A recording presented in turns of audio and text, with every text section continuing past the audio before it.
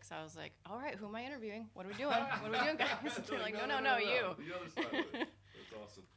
Well, Laura, what do you think? I mean, obviously there's a second Fight Island run and people are getting used to it now. What's the biggest challenge you think for these fighters as they come here, traveling, most of them obviously fighting in the middle of the night. What is the biggest challenge? Sleep, 100% sleep. I think that was maybe overlooked a little bit last time in terms of when people were analyzing certain performances. The sleep is a real factor. Got 2 people that I'm close with out here, Jonathan Martinez and James Krause, so I'm kind of very aware of how they're dealing with those things, and it's not easy. Like, it's a daily conversation of, now, are you sure I should be trying to go to bed here? And but what about this? And, you're never awake when the sun is up if you're trying to stay on U.S. time, trying to work out when you think you might be fighting. It's a tricky thing. And then for me, I'm kind of doing the same thing, although obviously not fighting. I have to be somewhat on and, able to form a sentence at some point. I get it. No, yeah. I completely agree with you. Do you think they'll change it all for the pay-per-view next week, which is more like a traditional time? Do you think it'll be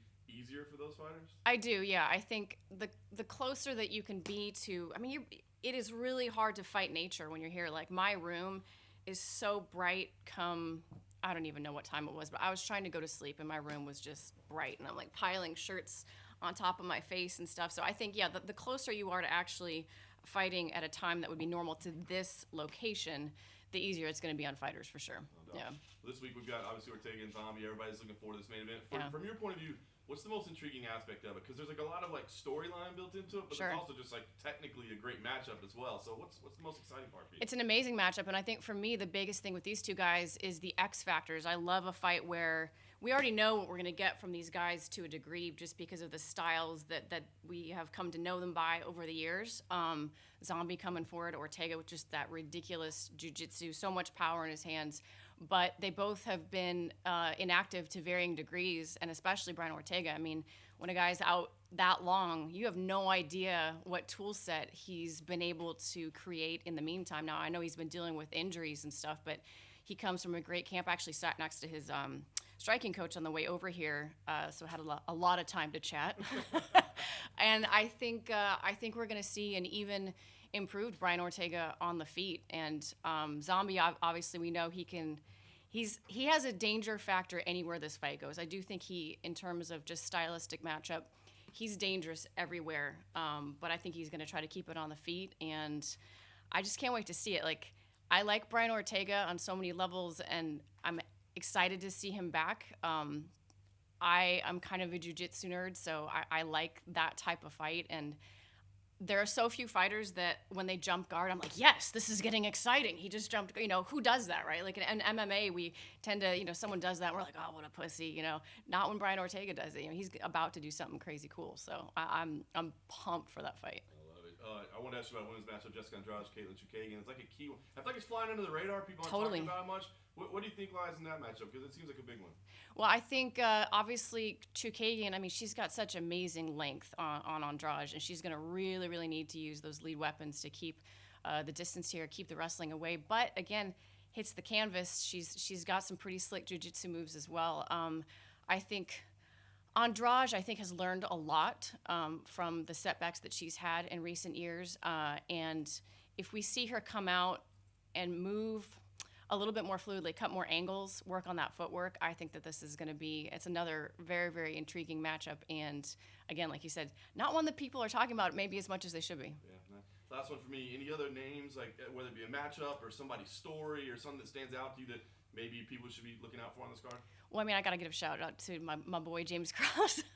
He's obviously been one of my best friends for like 13 years. And to me, he's a guy who flies under a lot of radar because he doesn't fight super frequently, but that's only because he's coaching 13 UFC fighters. I think he's just now starting to get his due as a coach. Maybe not quite yet from everybody, but people are starting to pay attention to the coaching. And I hope I'm not saying anything I'm not supposed to, but really the only reason he took this fight when he did is because he looked at his schedule the rest of the year, and he never wants to take away from the fighters at our gym and the fighters that he coaches. So he's like, man, my November's packed. I've got Megan, in December. If I don't fight now, I'm not going to fight. So hey, Jason, I need to fight now. And so for him to be able to step up on last minute notice, and I expect really, really good things from him in this fight. You talked about how excited you are when like Brian Ortega pulls guard and Yeah. what have you. But on the flip side, Korean Zombies hit a lot of like 10th Planet style stuff. So Yeah. do you view this as a stylistic matchup in terms of jiu-jitsu? Oh, that's a really good point. I hadn't thought about that as much, but yes, yeah, I think it will be a really intriguing battle because, just outside of this fight, in the jujitsu culture, that's kind of like a dividing line, right? Like, are you traditional Gracie BJJ or are you that 10th Planet? Sometimes 10th Planet kind of gets, I don't want to say maybe looked down upon by the diehard traditional jujitsu players, but it's clearly effective.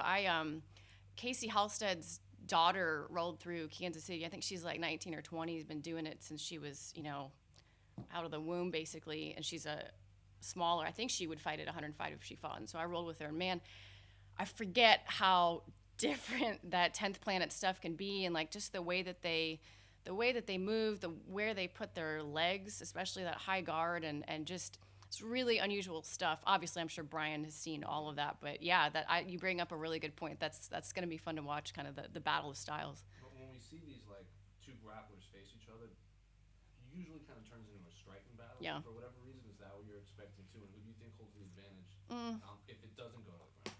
I think if you had to, if we were doing one of those breakdowns where you just asking me purely who has the striking advantage, I'm gonna say Korean Zombie does, but I do think Brian Ortega has, man, just a ton of power. I mean, he's shown that, right? Like, I think that Zombie has a style that's really, really difficult for people to deal with, and he can do some really unusual things in there. And not many people, if you haven't faced someone who just continues to come forward consistently, it can be really, really frustrating to figure out, like, why are my punches not affecting him in any way, shape, or form? And it can be kind of, a mind F, for lack of a better term. I probably should find a more eloquent way to put that. But I give Zombie the edge a little bit in striking, but that's not to say that Brian Ortega should be slept on. And again, he's been gone so long. We don't really know what he's bringing to the table in the striking department in this fight, because it's a long time to be away sharpening your tools. When you mentioned the 105-pound division, do you think UFC needs to hop on that? I do. I do. I'm probably going to get all sorts of flack for saying this, but I think the UFC has proven that women's MMA is a very good business to be in. I think that the featherweight division is exciting in its own right because you get big punchers and you get big finishes, and you have Amanda Nunes. I mean, who doesn't want to see Amanda Nunes fight no matter what weight class it is? But I will say that if you're looking to tap into markets like China, like the rest of Asia, there are a lot of atomweight women over there, a lot. And there are a lot in the United States as well. I think that there's a handful of girls that fight at strawweight in the UFC that are much better suited to be atomweights. I mean, I know Loma Lookboonmee has put on some muscle and obviously doing good things at strawweight, but she's a natural atomweight. Jessica Pena used to be atomweight. Michelle Watterson used to be atomweight. I don't know if Michelle Watterson can make atomweight anymore because she's stacked. But and there's a whole crew of really talented women coming up through Invicta, and I love Invicta, right? Like, that's my home. That's where I got my start.